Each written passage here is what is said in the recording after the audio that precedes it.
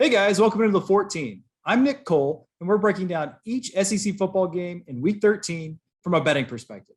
Today, we're talking about the Clemson Tigers visiting the South Carolina Gamecocks. This game is going to be played on Saturday, November 27th. It's going to be at 7:30 p.m. Eastern Time at Williams-Brice Stadium in Columbia, South Carolina. It's going to be broadcast on the SEC Network. From a betting perspective, Clemson opened as a 14-point favorite in this game. That line's moved to Clemson by 11.5 as of the recording of this video.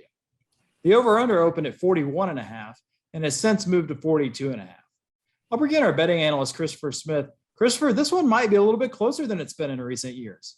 Yeah, I'm sure there's some South Carolina fans out there after they won their sixth game going like, heck, we're really good. We're getting better. We probably have a chance to beat Clemson this year, if any year. But hold your horses a little bit there. We'll see if you can cover the spread. Don't get too ahead of yourselves. You know, the heel for Gamecocks fans this season, so can't let you get too big in your britches there if you're a South Carolina fan. But before we get into the betting analysis and the spread for this game, why don't you tell us, Nick, about the injuries and the weather, as well as Nick's news and notes? Sure. So let's start with the weather in Columbia on Saturday evening. We should have temperatures in the low 50s at kickoff, so we may be dropping into the 40s before this one's all said and done. But it's clear skies, and the wind is forecasted between 3 to 5 miles an hour. So nothing we should be worried about there.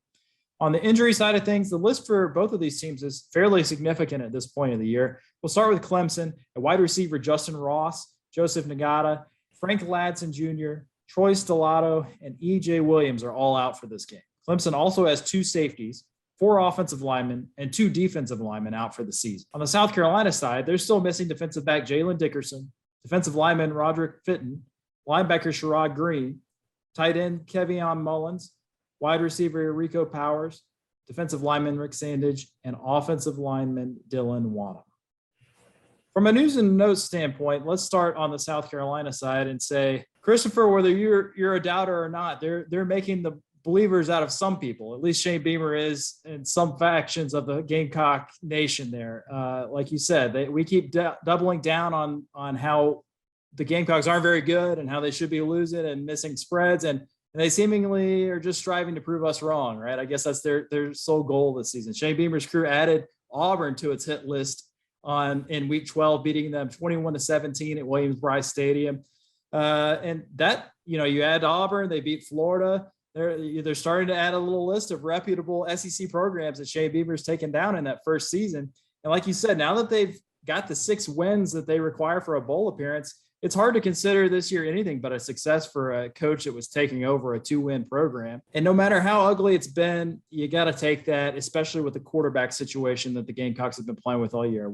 We've talked about it before on the show, but you go from a grad assistant having to become a quarterback again as his final year of eligibility to a FCS 2-star transfer coming in and winning games for them. I mean, you got to give them some credit, Christopher. They're finding ways to make it happen with less than ideal circumstances. Now, on the other side, we've got Clemson, who, this is not the Trevor Lawrence version of Clemson that you maybe saw for the last 3 or 4 years, but maybe they're finding their footing as this season has gone on. I know that we went from the beginning of the season saying, hey, Dabo Swinney has the elite college football program outside of Alabama, and they're perennially going to be a top 5 team, until they weren't. And they lost 3 games, and everybody sort of wrote them off as, oh, this is a lost season. Now they quietly collected themselves. They're 8-3 coming into this game. They've won 4 games in a row. And most recently, they took down a top 10-ish team in Wake Forest and put up 48 points on them in week 12 in the process. So this is a team that maybe not as good as we thought they'd be at the beginning of the season, but maybe not as bad as we thought they were, say, early October. And then just looking at the state of this series before I hand it over to you for the betting analysis, Christopher, South Carolina could really use a win in this series after the pandemic-induced schedule changes broke a streak of 111 consecutive meetings between these two teams from 1909 to 2019. This game finally resumes with Clemson having won 6 in a row. And if we're being honest, they would have won 7 in a row if they had played last season. So in other words, they pretty much owned the state since Steve Spurrier retired. Now it's up to Shane Beamer, if he really wants to, obviously he's got the momentum of getting to a bowl game. If he wants to take it to the next level, he's going to have to compete with Clemson year in and year out, because that's ultimately going to turn into competing with Clemson for some recruits and turning that tide back to the Gamecocks' favor. Christopher, is this step one for him, or are you seeing a situation where we might have a chance to bet on Clemson and make some money? Yeah, South Carolina winning 6 games this year is total smoke and mirrors, and they could have and maybe should have lost to East Carolina. They could have lost to Troy. They got really lucky with Florida having the flu and falling apart when they played them.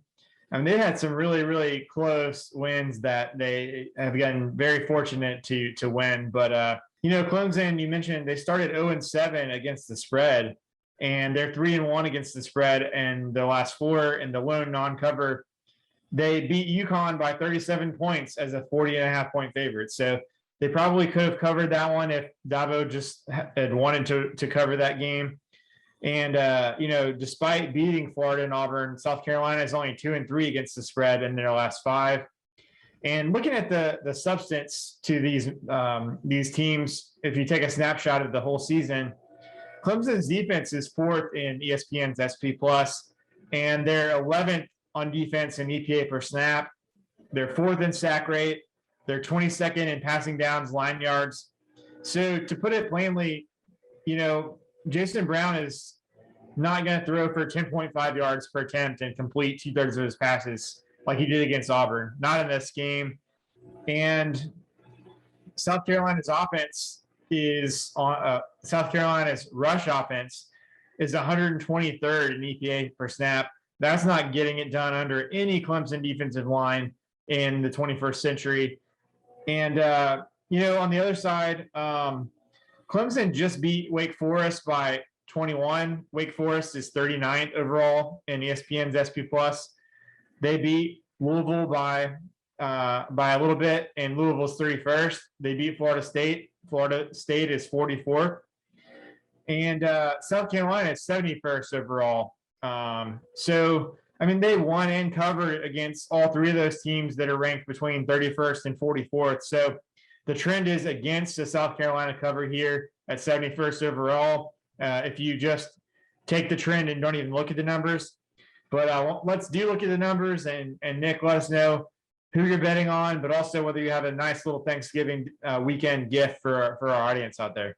Yeah, I sure do, Christopher. So rivalry week is in full swing, and our partners over at 24/7 Sportsbook have a deal for new customers. For a limited time, you can get your deposit matched 100% up to $800. So if you sign up today and make your first deposit using the code SOUTH14, that's SOUTH14, Action will double your money up to $800. So download the app or visit action247.com to get things started. Action 24/7 is by Tennesseans for Tennesseans. You've got action.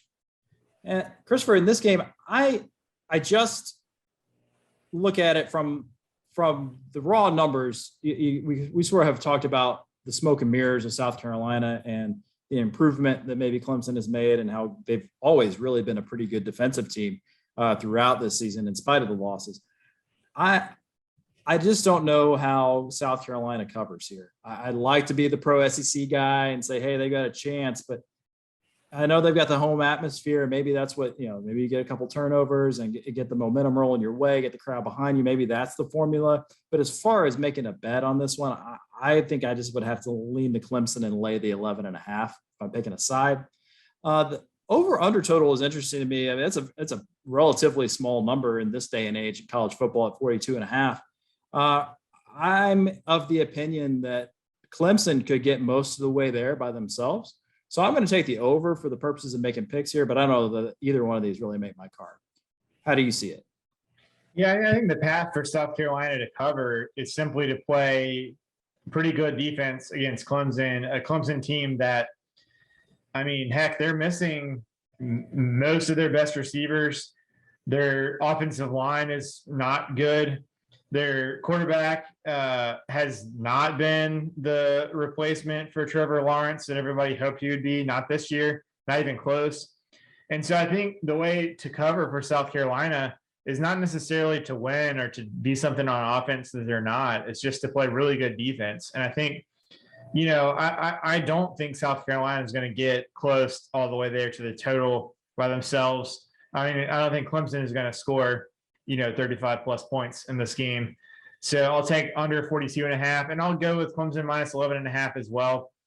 Last week we saw South Carolina do really well on offense. I mean, relatively for them, and against an Auburn team with a very poor secondary right now and a bad offense. And South Carolina scored 21 points. And that was a really, really good job by that Gators offense. So now you're telling me that they're going against Clemson, which is magnitudes better on defense, and they're going to score what, 20 plus points again? I'm very, very skeptical of that. I think more likely they score 10 or something like around that neighborhood, which means that, we've got to get Clemson to 35 plus points or, at least over 32. And I don't think that's happening either based on the way they've been playing recently. So we'll both take Clemson. I'll go under. Nick will go over. For Nick Cole, I'm Christopher Smith, the 14, and we'll talk to you later.